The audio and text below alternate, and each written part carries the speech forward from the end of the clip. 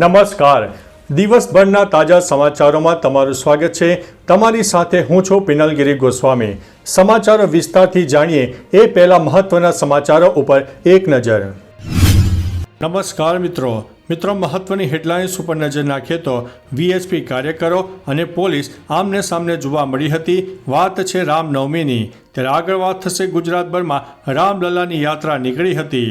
આગળ વાત થશે કચ્છમાં 2 દિવસનું રેડ એલર્ટ આપવામાં આવ્યું છે. ત્યારે વાત થશે યુરોપ અને અમેરિકા વચ્ચે ટેરિફ શૂન્ય હોવો જોઈએ તેવું એલોન મસ્કે જણાવ્યું છે. આગળ વાત થશે પીએમ મોદીને પમ્બન રેલવે બ્રિજનું ઉદ્ઘાટન કર્યું છે.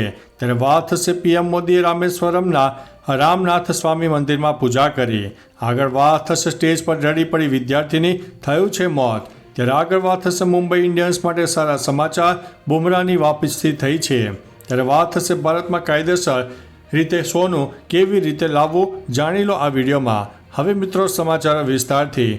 દુબઈથી ભારતમાં સોનું લાવવા માટે કસ્ટમ નિયમોનું પાલન કરવું કાયદેસર રીતે જરૂરી છે. ભારતીય પાસપોર્ટ ધારકે 6 મહિના સુધી વિદેશમાં રહેવું આવશ્યક છે. પુરુષો 20 ગ્રામ સુધીનું સોનું અને સ્ત્રીઓ 40 ગ્રામ સુધીનું સોનું ડ્યુટી ફ્રી લાવી શકે છે. સરહદ પાર કરો છો તો ડ્યુટી વસૂલવામાં આવે છે. નાની માત્રા માટે 3%, મધ્યમ માત્રા માટે 6% અને મોટી માત્રા માટે 10%. સરળ મુસાફરી માટે યોગ્ય દસ્તાવેજો આવશ્યક છે. મિત્રો, અન્ય મહત્વના સમાચારની વાત કરીએ તો મુંબઈ ઇન્ડિયન્સ માટે સારા સમાચાર, બુમરાહની વાપસી. મુંબઈ ઇન્ડિયન્સના ફેન્સ માટે સારા સમાચાર છે. સ્ટાર બોલર જસપ્રીત બુમરાહ આઈપીએલમાં રમતો દેખાશે. કમરમાં ઈજાના કારણે તે આ સિઝનની પહેલી મેચ નહોતો રમ્યો. જો કે હવે તે ફિટ હોવાનું કહેવાય છે. એમઆઈએ પણ સોશિયલ મીડિયા પર બુમરાહ અંગે પોસ્ટ કરી હતી. બુમરાહે આરસીબી સામે રમતો દેખાઈ શકે છે, નહીં તો 13 એપ્રિલે દિલ્હી કેપિટલ્સ સામેની મેચથી વાપસી કરશે. મિત્રો, અન્ય મહત્વના સમાચારની વાત કરીએ તો સ્ટેજ પર ઢળી પડી વિદ્યાર્થીની થયું છે મોત. મહારાષ્ટ્રના ધારાશિવ જિલ્લામાં કોલેજના વિદાય સમારંભમાં સ્ટેજ પર ભાષણ આપતી વખતે 20 વર્ષીય વિદ્યાર્થીનો અચાનક મૃત્યુ થયો. તે સ્ટેજ ઉપર ભાષણ આપી રહી હતી. અચાનક વિદ્યાર્થીને હાર્ટ એટેક આવ્યો અને જમીન ઉપર પડી ગઈ. જ્યારે તેને હોસ્પિટલમાં લઈ જવામાં આવી ત્યારે ડૉક્ટરે તેને મૃત જાહેર કરી હતી. સમગ્ર ઘટનાનો વિડીયો વાયરલ થયો. આ વિદ્યાર્થીની 8 વર્ષની ઉંમરે હૃદયની સર્જરી થઈ હતી, પણ તે સ્વસ્થ હતી. મિત્રો, અન્ય મહત્વના સમાચારની વાત કરીએ તો પીએમ મોદીએ રામેશ્વરમના રામનાથ સ્વામી મંદિરમાં પૂજા કરી. પીએમ મોદીએ રવિવારે રામનવમી નિમિત્તે તામિલનાડુના રામેશ્વરમમાં રામનાથ સ્વામી મંદિરમાં પૂજા કરી. શ્રીલંકાની તેમની 3 દિવસની મુલાકાતથી સીધા રામેશ્વરમ પહોંચ્યા હતા. શ્રીલંકાથી પરત ફરતી વખતે મોદીએ વિમાનમાંથી રામ સેતુના દર્શન કર્યા.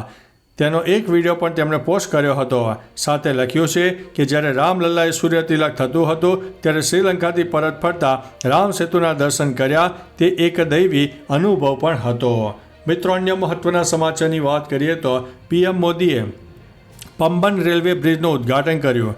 પીએમ મોદીએ તામિલનાડુના રામેશ્વરમ ખાતે એશિયાના પ્રથમ વર્ટિકલ લિફ્ટ સ્પાન પમ્બન રેલવે બ્રિજનું ઉદ્ઘાટન કર્યું. આ પુલ 2.08 કિલોમીટર લાંબો છે.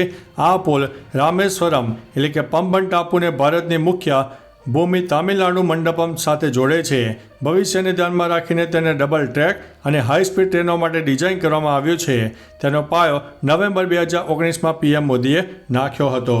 મિત્રો, અન્ય મહત્વના સમાચારની વાત કરીએ તો યુરોપ અને અમેરિકા વચ્ચે ટેરિફ શૂન્ય હોવો જોઈએ તેવું એલોન મસ્કે જણાવ્યું છે.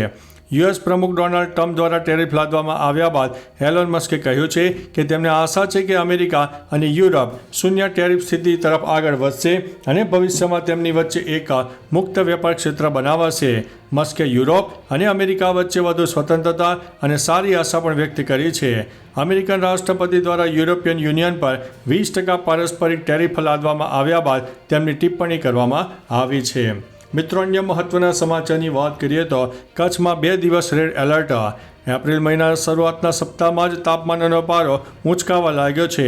લોકો ગરમીથી પરેશાન થઈ ગયા છે. 2 દિવસ કચ્છમાં સિવિયર હીટવેવ સાથે રેડ એલર્ટની આગાહી કરવામાં આવી છે. રાજકોટ અને મોરબીમાં આગામી 2 દિવસ ઓરેન્જ એલર્ટ.